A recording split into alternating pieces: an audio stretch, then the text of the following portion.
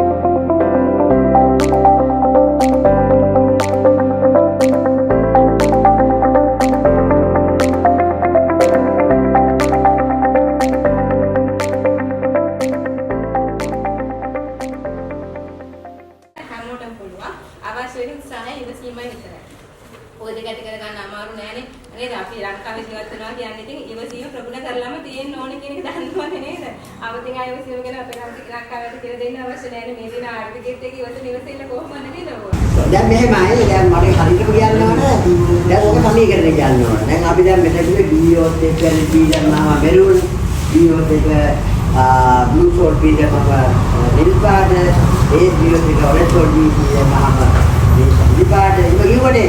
දැන් ඔගේ සමීකරණය කියන්නේ එයා හරි කියන්නේ. යා කාටද කියන්න පුළුවන්?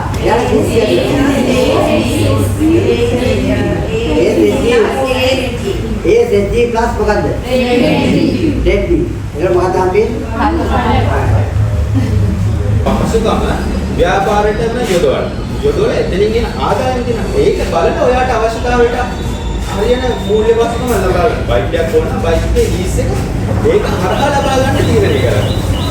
මාස දෙකක් තුනක් ඇයි ව්‍යාපාරයක් කළා සාමාන්‍යයෙන් මාස 6ක් විතර අපේ සේල් එකක් වෙන්නත් පුළුවන් නම් අපිට තව පසුකමකට යන්න පුළුවන්. ලොකු ගැටලුවක් ඇති වෙනවා.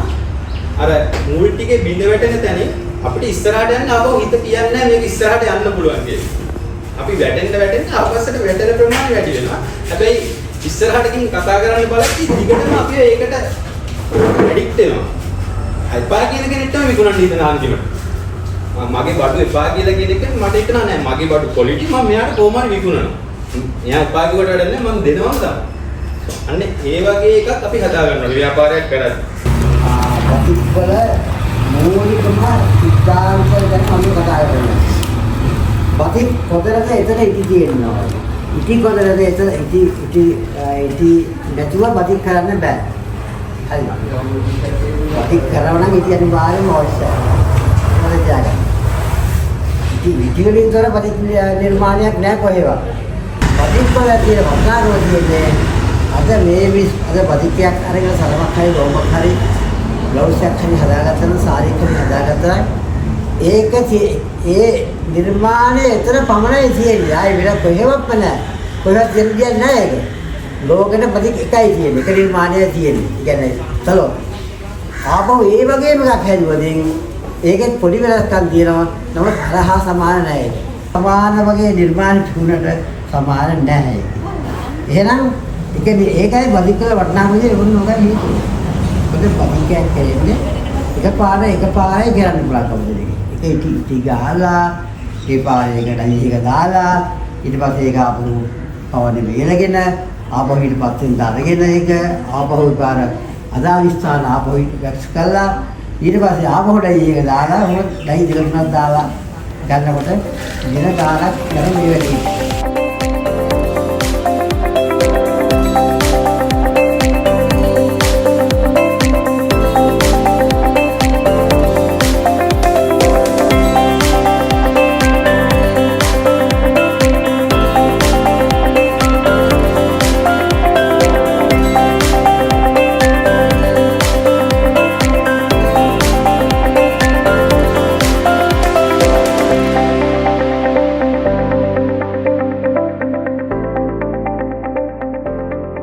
මේ බතික් පාඨමාලාවට ආවේ කරුණු දෙකක් නිසා.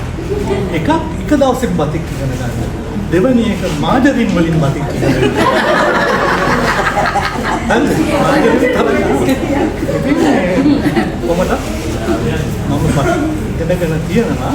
මෙතන අපි ලේසිය ගන්න. ASBO කියන්නේ බේස් ප්ලස් ඩයි කියන එක විතර දුන්නා. ඉතින් අපි පැය 6ක වැඩසටහනක් අපි හරියටම ටයිම් එකට මේ වෙලාව අපි ඉතන අවසන් කරා කියලා. ඉතින් අපිට අද ගොඩාක් උදව් කරා අපේ මේ ස්ලිට් ආයතනයේ මේ දරුවෝ ටික ඇවිල්ලා ඕගලන්ට සංග්‍රහය ලෑස්ති කරලා මාත් එක්ක දැන් ගොඩාක් දවස් දෙන මට කරදර කරනවා මේ වැඩසටහනක් දෙන්න කියලා. ඉතින් මට මේ ඕගලන්ට හරියටම වැඩසටහනක් දෙන්න ඕන නිසා තමයි මම ටිකක් කාලේ ගත්තේ. ඉතින් මම හිතනවා ඒගොල්ලන්ට මේකෙන් දැනුමක් ගන්න ඇති. ඒගොල්ලන්ගේ අරමුණු පරමාර්ථ සාර්ථක වෙන විදිහට මම හිතනවා. ඉතින් මම විශේෂයෙන්ම ස්තුති කරනවා ඒ දරුවන්ට අපට අද සංග්‍රහයක් කරා.